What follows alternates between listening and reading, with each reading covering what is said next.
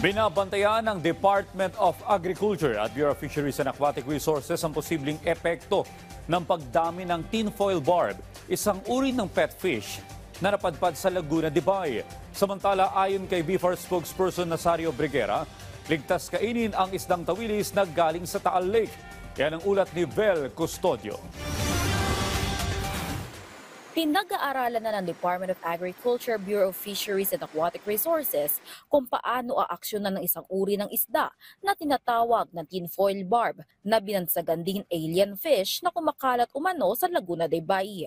Kasunod ito ng babala ng Ateneo scientists na maaari itong makaapekto sa pagpaparami ng native fish sa nasabing lawa. Ayon sa DA, isa itong uri ng pet fish na posibleng napakawalan sa Laguna de Bay. Alien fish. It can outcompete yung native fish sa Laguna Lake for food and breeding grounds. So yun ang magiging problema.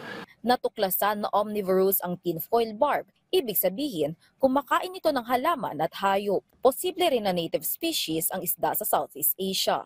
But most likely, ang problema pag ganito, they can outcompete nga doon sa pagkain at saka sa breeding ground. Sa panayam kay BFAR Assistant Secretary Nazario Briguera sa Bagong Pilipinas ngayon, sinabi niya na nagkaroon na rin ng parehong kaso ng pagkalat naman ng knife fish noong 2021.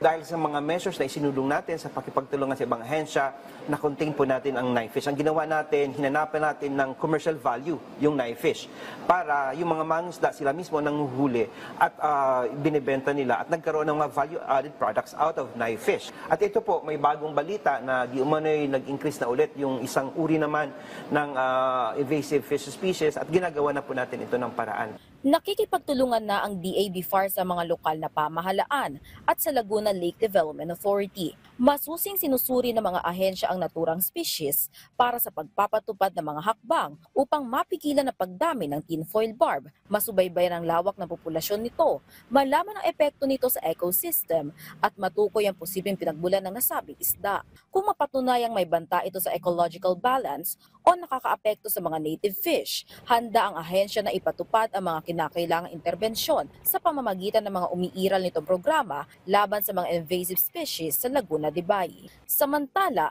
nilinaw ni Asik Briguera na ligtas kainin ang tawilis.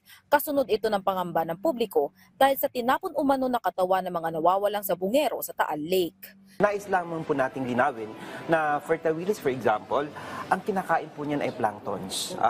Ito po yung mga microalgae, mga microorganisms na nasa tubig. At ang tawilis po ay pelagic species. Ibig sabihin nasa upper layer po siya. Kung totoo man nga yung aligasyon na doon itinapon, ang lalim po ng Taal Lake. So, posibleng nasa pinakamalalim na bahagi yon. At yung current lang pwede niya nang i-dissipate kung ano man yung mga organic matter na nandoon. So, ang mensahe po natin, huwag mangamba dahil ligtas mong kainin ang tawilis dyan po sa Taal Lake.